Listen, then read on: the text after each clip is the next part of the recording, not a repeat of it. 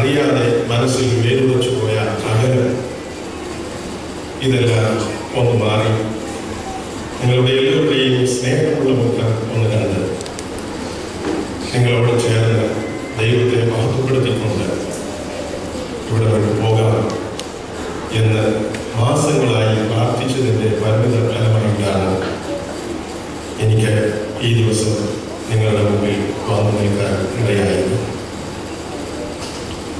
എനിക്ക് വേണ്ടി ഒരുപാട് ആളുകൾ പ്രാർത്ഥിക്കുന്നുണ്ട് എന്നെനിക്കറിയാം. പ്രത്യേകിച്ച് 1ാം വർഷത്തെ ഡോക്ടറേറ്റ് പഠനത്തിൽ സാമ്പത്തികമായി വളരെ ഞെരുങ്ങിയ ഒരു കാലമുണ്ടായിരുന്നു. ആരോട് ഒരു വാക്കും പറയാതെ ബാംഗ്ലൂർ പട്ടണത്തിൽ സന്തോഷപൂർവ്വം പാർക്കാൻ കണക്കിന് പല സാധനങ്ങൾ എൻ്റെ സുഹൃത്തുക്കൾ വഴി ബാംഗ്ലൂരിൽ തന്നെ വന്നു ചേരും. പ്രാർത്ഥനയുടെ പിൻബലം, പഠിക്കാൻ ലഭ്യമാക്കിയ ധൈര്യം, ഇതെല്ലാം നിങ്ങളിൽ നിന്ന് എനിക്ക് ലഭ്യമായിക്കൊണ്ടിരിക്കുന്നു. ദിനംതോറും എന്നെയും ഭാര്യയെയും മക്കളെയും ഓർമ്മിച്ച് പ്രാർത്ഥിക്കുന്ന ആളുകളുടെ ഉണ്ട്, പ്രാർത്ഥിക്കാത്ത ആളുകളുമുണ്ട്. ഇന്നു മുതൽ പ്രാർത്ഥിക്കാത്ത ആളുകളും ഞങ്ങൾക്ക് വേണ്ടി പ്രാർത്ഥിക്കണമെന്ന് പ്രാർത്ഥിച്ചുകൊണ്ടിരിക്കുന്ന ആളുകൾ കുറെ കൂടെ ഓർമ്മിച്ച് ദൈവസന്നിധിയിൽ ഞങ്ങളെ പ്രാർത്ഥനയിൽ ഓർക്കണമെന്നും ഞാൻ നിങ്ങളോട് ആവശ്യപ്പെടുന്നു. ബഹുമാനപ്പെട്ട അച്ഛന്മാരോട്, പ്രധാന അച്ഛനോട്, സഹ അച്ഛനോട്, ഇവിടുത്തെ സഭാ സെക്രട്ടറി, എല്ലാ കമ്മിറ്റി അംഗങ്ങളും, പ്രത്യേകിച്ച് ഈ ഒരാഴ്ചത്തെ വിരുന്ന് നമ്മുടെ മുമ്പിൽ ഒരുക്കിയിരിക്കുന്ന യുവജന സഖ്യാംഗങ്ങൾ, പലതുകൊണ്ടും അവർ വ്യത്യസ്തരാണ്. പല സ്ഥലങ്ങളിലും കാണാത്ത പ്രതിഭാധനന്മാർ പലർക്കും ചെയ്യാൻ സാധിക്കാതെ പോയ നിരവധി സംരംഭങ്ങൾ കൊണ്ട് അവർ ഈ വർഷത്തെ പ്രവർത്തനങ്ങളെ സമ്പന്നമാക്കിയിരിക്കുന്നു. അതിൻ്റെ പിന്നിൽ അധ്വാനിച്ചുകൊണ്ടിരിക്കുന്ന വൈസ് പ്രസിഡന്റ്, അതിനെല്ലാം ചുമതല വഹിച്ചുകൊണ്ടിരിക്കുന്ന സെക്രട്ടറി, ഒരുപാട് കമ്മിറ്റി അംഗങ്ങൾ, ഒരുപാട് ആളുകൾ പല രീതിയിൽ പ്രവർത്തിച്ചതായി നോട്ടീസിലൂടെ നമുക്ക് തന്നെ കാണാം.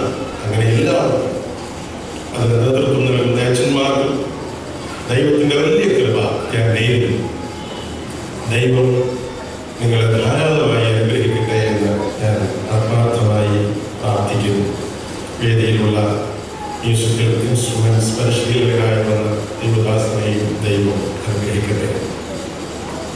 2 ലക്ഷ്യങ്ങളാണ് ഈ പ്രധാന ശുശ്രൂഷയിൽ എന്നിലൂടെ നിറവേറപ്പെടണം എന്ന് ആഗ്രഹിക്കുന്നത്. 1, യുവജന വാരം മുഴുവൻ ഉദ്ഘാടനം ചെയ്യണം. 2, യുവജന വാര കൺവെൻഷൻ ഉദ്ഘാടനം ചെയ്യണം.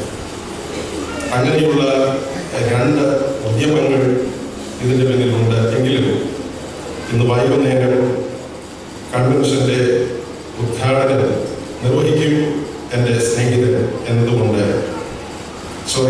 യുവജന വാര ഉദ്ഘാടനമാണ് എന്നോട് നിർദ്ദേശിച്ചിരിക്കുന്നത്. ആ വലിയ ഉദ്ദേശവും അതിനോട് ചേർന്ന് ദൈവവചന ശുശ്രൂഷയും ഈ 2 ദൗത്യവും നിർവഹിച്ച് എൻ്റെ കൃത്യത്തിൽ നിന്ന് ഇന്ന് പിന്തുണയ്ക്കാണ്.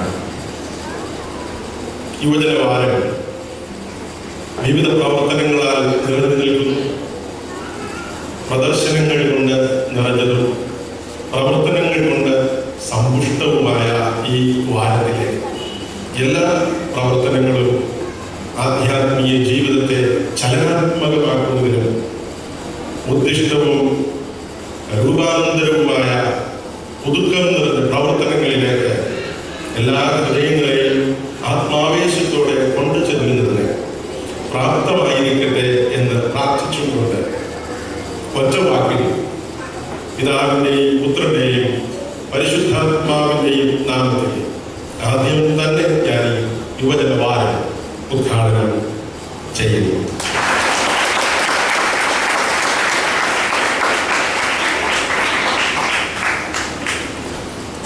തികച്ചും സൗജന്യമായതുകൊണ്ടാണ് എക്സെക് എന്ന പേരിൽ വിമാനത്താവളത്തിന് മുമ്പിൽ വെച്ചിരുന്ന ഷെൽഫിൽ കണ്ട ബിസിനസ് മാഗസീൻ ഞാൻ കയ്യിൽ വായിക്കാനായി കരുതിയത്. എല്ലാവരും ഫ്രീ ആയി കിട്ടുന്നത് കൊണ്ട് ഒരുപാട് ന്യൂസ് പേപ്പറുകൾ ഒന്നിച്ച് വായിച്ചുകൊടുക്കുന്നത് ഞാൻ കണ്ടു. ഞാനും ഒരു പത്രവും എക്സെക്ട് എന്ന ഈ ബിസിനസ് മാഗസീൻ, ഞാനുമായി ഒരു ബന്ധവുമില്ലാത്ത ബിസിനസ് മാഗസീനും ഞാൻ കയ്യിലെടുത്തു. കിഴക്കൻ യാത്രയിൽ ഞാൻ തുറന്ന് വായിച്ചപ്പോൾ ഇന്നത്തെ പ്രഭാഷണത്തിന് പറയാൻ ചോറുള്ള ഒരു സംഭവം അതിൽ ഞാൻ കണ്ടു. പ്രസിദ്ധനായ മൈക്കേൽ ആഞ്ചലോ തന്റെ 30ാമത്തെ വയസ്സിൽ വേദപുസ്തകത്തിലെ ദാവീദ് എന്ന് പേരിട്ടുകൊണ്ട് ഒരു നഗ്നനായ യുവാവിന്റെ വെണ്ണക്കല്ലിൽ കൊത്തിയ ശില്പം തന്റെ സ്വന്തം പട്ടണമായ ഫ്ലോറൻസിന്റെ നടുവിൽ നിർമ്മിച്ച് ഉയർത്തി. അതിന്റെ പിന്നിലെ ഉദ്ദേശം അവരെ ആക്രമിക്കാനെത്തിയ ശത്രുക്കൾക്കെതിരെയുള്ള പ്രതിരോധമായിട്ട് എന്ന് വ്യക്തമായി ചരിത്രത്തിൽ രേഖപ്പെടുത്തിയിട്ടുണ്ട്.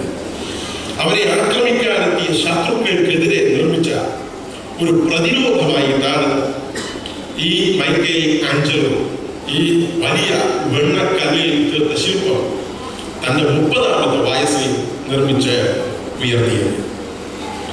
ദൈവത്തിന്റെ സർവായുധ മാർഗം ധരിച്ചുകൊണ്ടി ഒരാഴ്ചത്തെ ഈ ഒരു വർഷത്തെ മുഴുവൻ ചിന്തകളും ഈ വലിയ ചങ്ങലയിൽ കോർത്തിണക്കപ്പെട്ടിരിക്കുന്നു എന്ന് നമുക്ക് ബോധ്യമുണ്ട്. ഈ ലോക ജീവിതത്തിൽ തിന്മയ്ക്കെതിരെയുള്ള ഒരു പ്രതി സംസ്കാരം, കൗണ്ടർ കൾച്ചർ നാം സ്വന്തമായി സൃഷ്ടിച്ചെടുക്കണം, മെനയണം. ഓരോ വ്യക്തിയും ഇതിൽ ഭാഗഭാക്കാകണം എന്നാണ് ഈ പ്രത്യേക വിഷയത്തിലൂടെ ആഗ്രഹിക്കുന്നത് എന്ന് ഈ കൊച്ചു വിഷയം വായിക്കുമ്പോൾ തന്നെ നമുക്ക് മനസ്സിലാകും.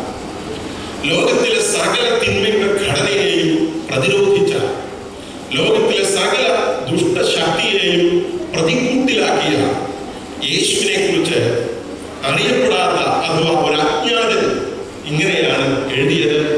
അങ്ങനെയാണ് ഞാൻ വായിച്ചത്. അയാൾ ഒരിക്കലും ഒരു പുസ്തകം എഴുതിയിട്ടില്ല, ഏതെങ്കിലും ഔദ്യോഗിക പദവി അലങ്കരിച്ചിട്ടില്ല, അദ്ദേഹത്തിന് ഒരു കുടുംബം ഉണ്ടായിട്ടില്ല, ഒരു സർവകലാശാലയിൽ പഠിച്ചിട്ടില്ല, വലിയൊരു നഗരത്തിൽ താമസിച്ചിട്ടില്ല, ജനിച്ചു വളർന്നിടം വിട്ട് 200 മൈലിനപ്പുറം സഞ്ചരിച്ചിട്ടുമില്ല. സ്വന്തം ജീവിതമല്ലാതെ മറ്റൊരു സാക്ഷ്യപത്രവും അദ്ദേഹത്തിന് ഉണ്ടായിരുന്നില്ല. യേശുവിനെ കുറിച്ച് പേര് ഇതുവരെയും അറിയാത്ത ഒരു അജ്ഞാതന്റെ എഴുത്താണിത്. അദ്ദേഹത്തിന് സ്വന്തം ജീവിതമല്ലാതെ മറ്റൊരു സാക്ഷ്യപത്രവും ലോകത്തെ കാണിക്കുവാൻ ഉണ്ടായിരുന്നില്ല. എഫേസ്യർക്ക് എഴുതിയ ലേഖനം 6-ാം അധ്യായമാണ് യുവജനവാര വിഷയവുമായി ബന്ധപ്പെട്ട് നിൽക്കുന്ന വേദഭാഗം ഉൾച്ചേർന്നിരിക്കുന്നത് എന്നതുകൊണ്ട് ഇന്നത്തെ ആൽമനക്കിലെ ഇന്ന് വായിച്ചു കേട്ട വേദഭാഗം മനഃപൂർവ്വം ഒഴിവാക്കിക്കൊണ്ട് ഞാൻ ആ ചിന്തകളിലേക്ക് നിങ്ങളുടെ ശ്രദ്ധയെ ക്ഷണിക്കുകയാണ്. എഫേസ്യർക്ക് എഴുതിയ ലേഖനം 6-ാം അധ്യായം 11-ാം വാക്യമാണ് ഈ വിഷയത്തിന്റെ കുറിവാക്യം. പിശാചിന്റെ തന്ത്രങ്ങളോട് എതിർത്ത് നിൽപ്പാൻ കഴിയേണ്ടതിന് ദൈവത്തിന്റെ സർവായുധ മാർഗം ധരിച്ചുകൊള്ളുകയും. പിശാചിന്റെ തന്ത്രങ്ങളോട് എതിർത്ത് നിൽപ്പാൻ കഴിയേണ്ടതിന് ദൈവത്തിന്റെ സർവായുധ മാർഗം ധരിച്ചുകൊള്ളുകയും. Put on the whole armor of God, that you may be able to stand against the wiles of the devil.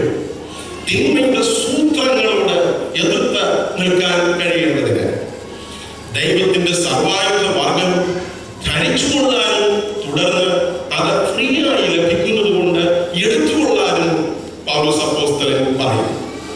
10 മുതൽ 20 വരെയുള്ള ഈ ഒരു സംഭവത്തിന്റെ വിശദീകരണമുള്ള വേദഭാഗം 3 തട്ടുകളിൽ നാം ചിന്തിക്കാൻ ബാധ്യസ്ഥരാണ്. 10 മുതൽ 13 വരെയുള്ള വാക്യങ്ങൾ അതുവരെ ദുഷ്ടാത്മ ശക്തികൾക്കെതിരെയുള്ള യുദ്ധത്തിന് വ്യക്തികൾ ശക്തരായി തീരാൻ ദൈവത്തിന്റെ പടച്ചട്ട അണിയണം എന്നാണ് ഇവിടെ ഒന്നാമത് നിർദ്ദേശിച്ചിരിക്കുന്നത്. ദുഷ്ടാത്മ ശക്തികൾക്കെതിരെ യുദ്ധം ചെയ്യാൻ വ്യക്തികൾ ശക്തരാകാൻ ദൈവത്തിന്റെ സർവായുധ വർഗം ധരിക്കണം എന്നാണ് ഒന്നാമത് എഴുതിയിരിക്കുന്നത്. 14 മുതൽ 17 വരെയുള്ള രണ്ടാം ഭാഗത്തിൽ പടച്ചട്ടയിൽ ഉൾപ്പെടേണ്ടുന്ന പ്രത്യേക ഭാഗങ്ങൾ ഏതൊക്കെ അർത്ഥത്തിലാണ് വ്യാഖ്യാനിക്കപ്പെടേണ്ടത് എന്നതിനെ കുറിച്ച് അപ്പോസ്തലൻ പൗലോസ് നമ്മെ ഓർമ്മപ്പെടുത്തുന്നു. പടച്ചട്ടയിൽ സർവായുധ വർഗം എന്നതിന് പറഞ്ഞിരിക്കുന്നത് ആർമർ, പടച്ചട്ട. യുദ്ധത്തിന് പോകുന്ന പടയാളി എതിരെയുള്ള ശത്രുവിന്റെ ആയുധങ്ങൾ ശരീരത്തിൽ ഏറ്റ മുറിവുണ്ടാകാതിരിക്കാൻ മനഃപൂർവ്വമായി അണിയേണ്ടുന്ന പടച്ചട്ട. അങ്ങനെ ഒരു പടച്ചട്ട ആത്മീയ ജീവിതത്തിൽ നമുക്കും ഉണ്ടാവണമെന്നാണ് പൗലോസ് പറയുന്നത്. മൂന്നാമത് 18 മുതൽ 20 വരെയുള്ള വാക്യങ്ങളിൽ ഇതിനെല്ലാറ്റിനും ഉപരിയായി പ്രാർത്ഥന എന്ന വജ്രായുധം വ്യക്തിയുടെ ജീവിതത്തിൽ നിശ്ചയമായും ഉണ്ടാവേണ്ടുന്ന ഒരു ആയുധമാണ് എന്ന് പറയാൻ ശ്രമിക്കുന്നു. നമുക്ക് പോരാട്ടമുള്ളത് പലപ്പോഴും മനുഷ്യരോടാണ്, വ്യക്തികളോടാണ്. എന്നാൽ വേദപുസ്തകം പറയുന്നു നമുക്ക് പോരാട്ടം ഉണ്ടാകേണ്ടത് മനുഷ്യരോടല്ല, വാഴ്ചകളോടും അധികാരങ്ങളോടും സ്വർലോകങ്ങളിലെ ദുഷ്ടാത്മ സേനയോടും 3 തലങ്ങളിലുള്ള യുദ്ധത്തെ കുറിച്ചാണ് പൗലോസ് അപ്പോസ്തലന് പറയുവാനുള്ളത്. വില്യം ഷേക്സ്പിയർ തന്റെ പ്രസിദ്ധമായ ഹാംലെറ്റ് എന്ന നാടകത്തിൽ ഒരു കഥാപാത്രത്തിന്റെ വായിലൂടെ ഇങ്ങനെ പറയുന്നു: Lord, we know what we are, but we don't know what we may be. Lord, we know what we are. ഞങ്ങൾ ആരാണെന്ന് ഞങ്ങൾക്കറിയാം കർത്താവേ. ഞങ്ങൾക്ക് അറിഞ്ഞുകൂടാത്തത് ഞങ്ങൾ ആരായിരിക്കണം എന്നതിനെ കുറിച്ചാണ്. ആരായിരിക്കണം എന്നതിനെ കുറിച്ച് അപ്പോസ്തലൻ ലോകത്തെ ഓർമ്മപ്പെടുത്തുന്നു. നിങ്ങൾക്ക് പോരാട്ടമുള്ളത് വ്യക്തികളോടല്ല, ജഡരക്തങ്ങളോടല്ല, വാഴ്ചകളോടും അധികാരങ്ങളോടും അവയെ ഭരിക്കുന്ന അന്ധകാരത്തിന്റെ ലോകാധിപതികളോടും. സ്വർലോകങ്ങളിലെ ദുഷ്ടാത്മസേന എന്ന് പറഞ്ഞിരിക്കുന്നത് അന്ധകാരത്തിന്റെ ലോക അധിപതികളോടും എന്നാണ്. ഓരോ വ്യക്തിയെയും ഒരു യൂണിറ്റായി നാം പരിശോധിക്കുമ്പോൾ അദ്ദേഹത്തിൽ നിന്ന് നമുക്ക് ചിലപ്പോൾ നല്ല മുഖങ്ങൾ മാത്രമാകും ലഭിക്കുക. ചിലപ്പോൾ ആ വ്യക്തിയിൽ നിന്ന് മറ്റൊരാൾക്ക് ദോഷമുഖമായിരിക്കും വായിച്ചെടുക്കുവാൻ, ഗ്രഹിച്ച് മനസ്സിലാക്കുവാൻ സാധിക്കുക. എന്നാൽ ആ വ്യക്തിയിൽ ഈ നാം കാണുന്ന നല്ലത് മാത്രമോ, നാം കാണുന്ന തിന്മ മാത്രമോ നിറഞ്ഞിരിക്കുന്നു എന്ന് ചിന്തിക്കുവാൻ വേദപുസ്തകം അനുവദിക്കുന്നില്ല. ആ വ്യക്തിയിൽ ചിലപ്പോൾ നന്മകൾ വേറെയുണ്ട്, ഞാൻ അറിയുന്നില്ല. മറ്റു ചിലപ്പോൾ നാം സ്നേഹിക്കുന്നതോ നിരാകരിക്കുന്നതോ ആയ വ്യക്തിയിൽ തിന്മകൾ മറ്റു ചിലതുണ്ട്, നാം അത് അറിഞ്ഞിട്ടില്ല. അതുകൊണ്ട് പൗലോസ് അപ്പോസ്തലൻ പറയുന്നു, പൗലോസിനെ സംബന്ധിച്ചിടത്തോളം നമ്മെ കേൾപ്പിക്കാൻ ഉദ്ദേശിക്കുന്നു, നമുക്ക് പോരാട്ടമുള്ളത് വ്യക്തികളോടല്ല, വ്യക്തികളെ തിന്മയിലേക്ക് നയിക്കുന്ന ഘടനകളോടാണ്. രോഗത്തെ ചികിത്സിക്കാൻ നിങ്ങൾ ആശുപത്രിയിൽ ചെല്ലുമ്പോൾ പനിയെ ചികിത്സിക്കണമെങ്കിൽ തലയിലൂടെ കുറെ പച്ചവെള്ളം ഒഴിച്ചാൽ മതി, കുറെ നേരത്തേക്ക് പനി ശമിക്കും. അതുകൊണ്ട് അടുത്തുള്ള മെഡിക്കൽ കോളേജിൽ ചെല്ലുന്ന ആളുകളുടെ തലയിൽ പച്ചവെള്ളം ഒഴിച്ചല്ല പനി തടുപ്പിക്കാറുള്ളത്. അങ്ങനെയാണെങ്കിൽ നമ്മൾ ആരും പാടുപെട്ട് ആശുപത്രിയിൽ ചെല്ലേണ്ട ആവശ്യമില്ല. പനിയുടെ കാരണത്തെയാണ് അവർ നശിപ്പിക്കുന്നത്. പനിയുടെ കാരണത്തിലേക്കാണ് അവർ അന്വേഷിക്കുന്നത്, അന്വേഷണം ചെന്നു പോകുന്നത് നമ്മുടെ ജീവിതത്തിൽ. അതുകൊണ്ട് പൗലോസ് 3 കാര്യങ്ങൾ പറയുന്നു. വാഴുന്ന ശക്തി ഏത്, കാരണമെന്ത് എന്നതിലേക്ക് ഒരു അന്വേഷണമാണ്. ഓരോ ദോഷ പ്രവർത്തനങ്ങൾക്കും അതിന്റെ പിന്നിൽ എന്തോ ഒരു കാരണമുണ്ട്. ആ കാരണങ്ങളിലേക്കാണ് നമ്മുടെ ശ്രദ്ധ തിരിയേണ്ടത്, വ്യക്തികളിലേക്കല്ല. കാരണങ്ങളിലേക്ക് മനുഷ്യരുടെ ചിന്ത തിരിയുമ്പോൾ സമൂലമായ ഒരു പരിവർത്തനം സമൂഹത്തിൽ ഉണ്ടാകും എന്ന് പൗലോസ് സ്വപ്നം കാണുന്നു. അതുകൊണ്ട് ഏതൊക്കെ ഘടകങ്ങളിലാണ് അന്വേഷണം ചെയ്യേണ്ടത്? ഒന്ന്, തിന്മയെ ആക്രമിക്കാൻ, തിന്മയെ ആദേശം ചെയ്യാൻ വ്യക്തിയെ സ്വാധീനിക്കുന്ന വാഴ്ചകൾ ഏതൊക്കെയാണ്? ഏതൊക്കെ സ്വാധീനങ്ങളിലൂടെയാണ് ഒരു വ്യക്തി തിന്മയിലേക്ക് യാത്ര ചെയ്യുന്നത്? രണ്ടാമത്, അവരെ ഭരിക്കുന്ന അധികാരങ്ങൾ ഏതാണ്? ആ വ്യക്തിയല്ല, ഏതോ ഒരു അധികാരം അവരെ ഭരിക്കുകയാണ്. ചിലപ്പോൾ നിങ്ങളോട് ഒരാൾ ദേഷ്യപ്പെടുന്നത് മക്കൾ ചിലപ്പോൾ അദ്ദേഹത്തെ പ്രകോപിപ്പിച്ച കാരണങ്ങളുണ്ടായിരിക്കാം. റോഡിൽ കാണുമ്പോൾ ഒരാൾ സ്നേഹമില്ലാത്തവരെ പോലെ പോകുന്നത് അദ്ദേഹത്തിന്റെ വീട്ടിലെ ചില സാമ്പത്തിക പ്രതിസന്ധികളെ കുറിച്ചുള്ള ചിന്തകളായിരിക്കാം. ചിലപ്പോൾ എപ്പോഴും കണ്ട് ചിരിക്കുന്ന ആളുകൾ ചിലപ്പോൾ ചിരിക്കാതെ പോകുന്നത് അദ്ദേഹത്തിന്റെ മനസ്സ് മുഴുവൻ വിങ്ങുന്ന വേദനയുമായി സഞ്ചരിക്കുന്ന സമയമായിരിക്കാം. അതുകൊണ്ട് വേദപുസ്തകത്തിൽ പൗലോസ് അപ്പോസ്തലൻ പറയുന്നു, ആ വ്യക്തിയെ ഭരിക്കുന്ന ശക്തി ഏതാണ് എന്നാണ് രണ്ടാമത് നിങ്ങൾ തിരിച്ചറിയേണ്ടത്. ട്രാൻസ്ഫോർമേഷൻ, ചേഞ്ച് ഓഫ് ആറ്റിറ്റ്യൂഡ് ഉണ്ടാകേണ്ടത് അതുകൊണ്ട് ആ ശക്തിയിലേക്കായിരിക്കും, ആ ശക്തിക്കായിരിക്കും ചിലപ്പോൾ മാറ്റം ഉണ്ടാകേണ്ടത്. മൂന്നാമത് പൗലോസ് പറയുന്നു, സ്വർലോകങ്ങളിലെ ദുഷ്ടാത്മ സേനയുണ്ട്. അതിന് വെളിപ്പാട് സാഹിത്യത്തിലേക്ക് നാം തിരിയേണ്ടതായി വരും. ഈനോക്കിന്റെ പുസ്തകത്തിൽ പ്രാർത്ഥിക്കുന്ന വ്യക്തിയുടെ ഹൃദയം മലിനമായതാണ്.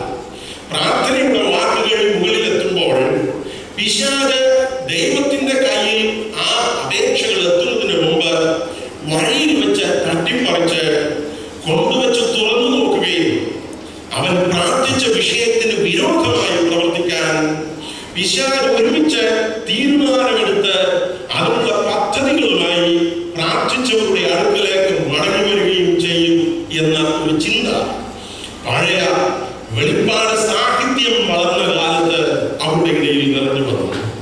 അതാണ് ഇവിടെ പറയുന്നത്, സ്വർലോകങ്ങളിലെ ദുഷ്ടാത്മസേന, നിങ്ങളുടെ പ്രാർത്ഥനയെ തടയുന്ന ശക്തിയെയാണ് നിങ്ങൾ യുദ്ധം ചെയ്യേണ്ടത്, പോരാടി തോൽപ്പിക്കേണ്ടത്. നിങ്ങളുടെ പ്രാർത്ഥനയെ പ്രതിരോധിക്കുന്ന, നിങ്ങളുടെ പ്രാർത്ഥനാ ജീവിതത്തെ വഴിയിൽ വെച്ച് തടഞ്ഞു കളയുന്ന, നിങ്ങൾക്ക് പ്രാർത്ഥിക്കാനുള്ള ആഗ്രഹമില്ലാതാക്കുന്ന, പ്രാർത്ഥിക്കാനുള്ള ഉത്സാഹത്തിൽ നിന്നും നിങ്ങളെ പിന്തിരിപ്പിക്കുന്ന ശക്തിയെയാണ് യുദ്ധം ചെയ്ത് തോൽപ്പിക്കേണ്ടത്. അതുകൊണ്ട് പൗലോസ് തുടർന്ന് പറയുന്നു, എഫേസ്യർ 6:12 ശേഷം വാഴ്ചകളെ നിങ്ങൾ തിരിച്ചറിയണം. എന്നെ ഭരിക്കുന്നത് എന്താണ്? ദൈവത്തിന്റെ ആത്മാവാണോ അതോ തിന്മയുടെ ആത്മാവാണോ? എന്നെ ഭരിക്കുന്ന അധികാരം ദൈവത്തിൻ്റെതാണോ അതോ മറ്റു ചില വ്യക്തികളുടേതാണോ? എന്നെ ഭരിക്കുന്ന, പ്രാർത്ഥിക്കാരനെ തടയുന്ന, പ്രാർത്ഥനയിൽ നിന്ന് പിന്തിരിപ്പിക്കുന്ന ശക്തി വാസ്തവത്തിൽ ഏതാണ്? ഈ അന്വേഷണത്തിലേക്കുള്ള തിരിഞ്ഞുപോക്ക് വേദപുസ്തകം നമ്മിലൂടെ ആഗ്രഹിക്കുന്നു. സ്വർലോകങ്ങളിലെ ദുഷ്ടാത്മ സേനയെ കുറിച്ച് മാൻഡേയൻ നോസ്റ്റിക് ഫിലോസഫിയിൽ അന്ന് യേശുവിന്റെ കാലത്ത് പ്രബലമായ ഒരു തത്വജ്ഞാനമാണത്. മാൻഡേയൻ നോസ്റ്റിക് മീൻസ് നോളജ്. മാൻഡേയൻ സന്യാസ സമൂഹം എന്താണ് ജ്ഞാനം എന്ന് പറയാൻ, നിർവചിക്കാൻ ശ്രമിച്ച തത്വചിന്തയിൽ അവർ പറയുന്നത് പ്രാപഞ്ചികവും ലൗകികവുമായ സ്വഭാവങ്ങൾ വ്യക്തിയുടെ ജീവിതത്തെ സ്വാധീനിക്കുന്നുണ്ട്, അത് ഏതെന്ന് തിരിച്ചറിയണം എന്നാണ്. പ്രാപഞ്ചികമായ ലൗകികമായ സ്വഭാവങ്ങൾ വ്യക്തികളെ സ്വാധീനിക്കാറുണ്ട്. നമ്മുടെ ജീവിതത്തിൽ, വിശ്വാസ ജീവിതയാത്രയിൽ നമ്മെ സ്വാധീനിക്കുവാനുള്ള ഒരേ ഒരു വ്യക്തി യേശുവാണ്. പതിക്കാരല്ല, വിശ്വാസികളല്ല. എന്നെ സ്വാധീനിക്കേണ്ടത്, എന്നെ കീഴ്പ്പെടുത്തേണ്ടത് യേശുവാണ്. ആ ഒരു തലത്തിലേക്കുള്ള വളർച്ച വേദപുസ്തകം നമ്മിൽ നിന്ന് സ്വപ്നം കാണുന്നു. അതുകൊണ്ട് അത് എന്തൊക്കെയാണ്, ഏതൊക്കെ രീതിയിലാണ് വ്യക്തികൾ വിശ്വാസ ജീവിതത്തിൽ നിന്ന് പിന്നിലോട്ട് പോകുന്നത്, പ്രത്യേകിച്ച് യുവജനങ്ങൾ പിന്നിലോട്ട് പോകാൻ പാടില്ലാത്തത് എന്നതിനെ കുറിച്ച് പൗലോസ് ചില സൂചനകൾ നൽകുന്നു. പറയുന്നത്, വളർന്ന് സജീവമായ തിന്മയെ തോൽപ്പിക്കാൻ വ്യക്തികളുടെ ജീവിതത്തിൽ വളർന്ന് സജീവമാകുന്ന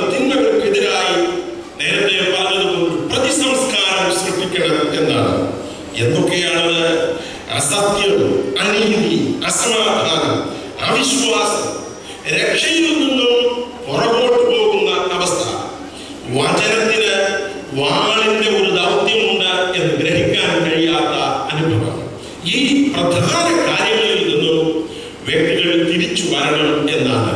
ഒന്ന്, അസത്യം ജീവിതത്തിൽ നിന്നും മാറ്റിക്കളയണം. ഏത് കാര്യത്തിൽ അസത്യം മാറിപ്പോകണം.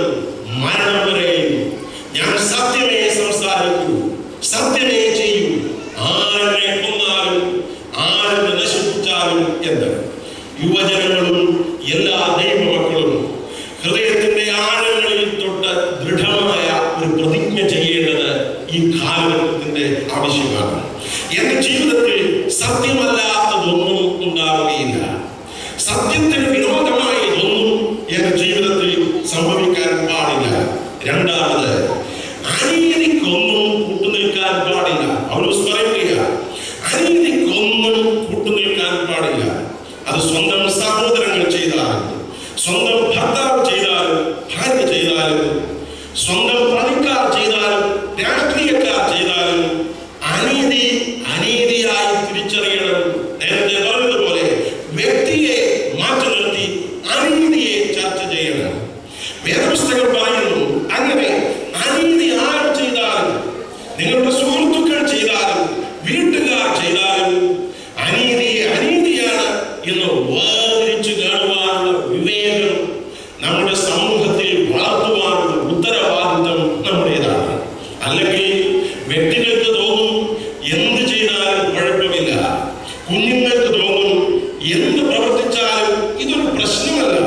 എന്താണ് നീതി, എന്താണ് അനീതി എന്ന ഒരു ഡിമാർക്കേഷൻ, ഒരു മാർക്കിംഗ് നമ്മുടെ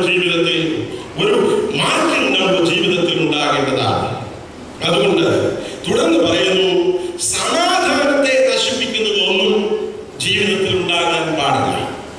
നിങ്ങളുടെ സ്വന്തം കുടുംബത്തിന്റെ സമാധാനമായാലും, സഭയുടെ സമാധാനമായാലും, നിങ്ങളുടെ സ്വന്തം ഹൃദയത്തിനുള്ളിലെ സമാധാനമായാലും, നിങ്ങളുടെ സമാധാനത്തെ നശിപ്പിക്കുന്നതൊന്നും നിങ്ങളുടെ ജീവിതത്തിൽ ഉണ്ടാകാൻ പാടില്ല. ജീവിതത്തിൽ സമാധാനത്തിന് കേടുണ്ടാക്കുന്നത് നാം തന്നെയാണ്. നാം ചെയ്യുന്ന പ്രവർത്തനങ്ങൾ കൊണ്ടാണ്. സമാധാനത്തിന് കുഴപ്പമുണ്ടാകുന്നതൊന്നും ജീവിതത്തിൽ നിന്ന് പുറത്ത് വരുവാൻ പാടില്ല. നാലാമത്, അവിശ്വാസത്തിന്റെ കണിക വാക്കിലോ നോക്കിലോ പ്രവൃത്തിയിലോ നിങ്ങളിലൂടെ വെളിപ്പെടുവാൻ പാടില്ല.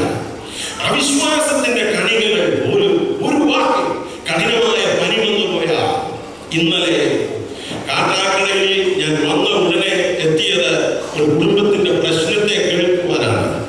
ഒരു ഭാര്യ, ഭർത്താവ്, 3.5 വയസ്സുള്ള മകൾ, 3 പേരും ഏതാണ്ട് 1.5 മാസം കൊണ്ട് ആത്മഹത്യ ചെയ്യാനുള്ള വഴി എങ്ങനെയാണ് എന്നതിനെ കുറിച്ച് മാത്രമാണ് രാത്രിയിൽ അവർ തീരുമാനിക്കാനും ആലോചിക്കാനും ഒന്നിച്ചു കൂടുന്നത്.